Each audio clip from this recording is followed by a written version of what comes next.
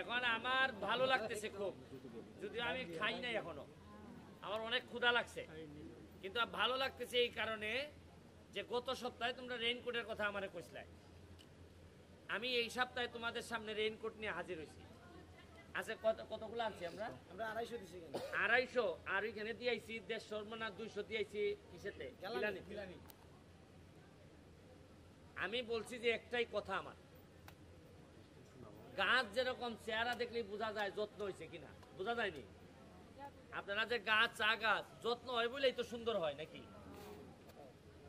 আমি আরো 4.5 বছর এমপি আছি, যদি কোনো আল্লাহর যদি কোনো বা উপরওয়ালার যদি কোনো কি না থাকে, 4.5 বছর পরে যখন আমি চলে যাব এমপি থেকে, তখন আমি দেখে যাইতে চাই গাছ যেভাবে যত্ন হইলে সুন্দর হয়, আমার চা বাগানের মানুষদের চেহারাও যেন যত্ন বোঝা যায় যত্ন হয়েছে। আপনাদের চেহারা দেখেও যেন বোঝা যায় যে এটার মধ্যে যত্ন হয়েছে। আপনারা আমাকে এমনিতেই ঋণী করছেন অনেক বেশি। আমার সবচেয়ে ভালো লাগার জিনিসটা হচ্ছে গিয়ে যে এমপি হিসেবে কি দিলাম না দিলাম পরে, কিন্তু মাত্র 4 মাসে এই পর্যন্ত 4 বার এসে আপনাদের কাছে দাঁড়াইছি আমি। আপনারা তো এখন অন্তত তো বলতে পারেন যে আমাদের এমপি কেটা, এমপি আসে তারে দুইটা কথা বলা যায়। আমরা চাইবো যে আপনি আমাদের পাশে থাকুন। আপনি যদি নাও চান তাও এখন আমি পাশে না স্যার, আমরা চাইবো স্যার। যদি বলেন যে না তোমার ভোট দিচ্ছি এখন আর পাশে থাকবো না, তাও হবে না।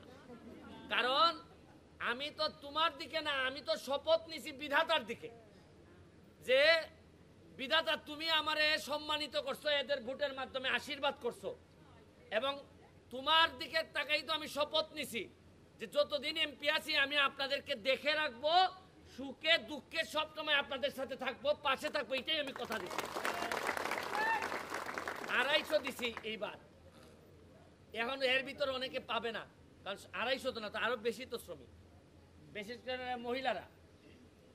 আমি কথা দিছি 24টা চা বাগান, 24টা চা বাগানের একজন মহিলা শ্রমিকও আমার এই রেইনকোটের বাইরে থাকবে না, পর্যায়ক্রমে সবাইকে দেওয়া হবে। এবং আরো কথা দিছি, তোমরা এখন অন্যান্য চা বাগানে আত্মীয় স্বজন আছে না নি? তোমরা ওই মৌলভীবাজার, সিলেট আছে না? ফোন করে কইবা কি গো রেইনকোট পাইছস নি? আমরা তো পাইছি। দেখবাই এরা জ্বলতে জ্বলতে মরবো। কইবা যে আমের চারা পাইছস নি? আমরা তো পাইছি। এরপরে দেখো না ওই এলাকার নেতারে কিভাবে দৌড়ানি তুলায় এরা। হ্যাঁ, কইবা আরো একটা আছে, এখন যদি মেয়ে বিয়া দেও একটু বুঝা দিবাই।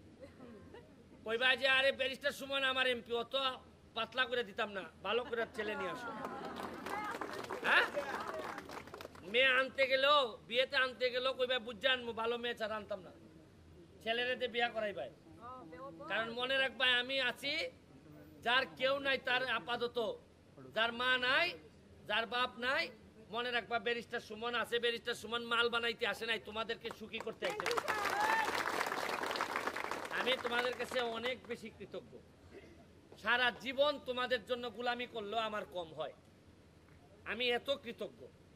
আমি আমার মার কাছে যেভাবে কৃতজ্ঞ, আমার মা জন্ম দিছে আমার পেট থেকে, আর তোমাদের কাছে কৃতজ্ঞ তোমরা আমার এমপি হিসাবে জন্ম দিছো।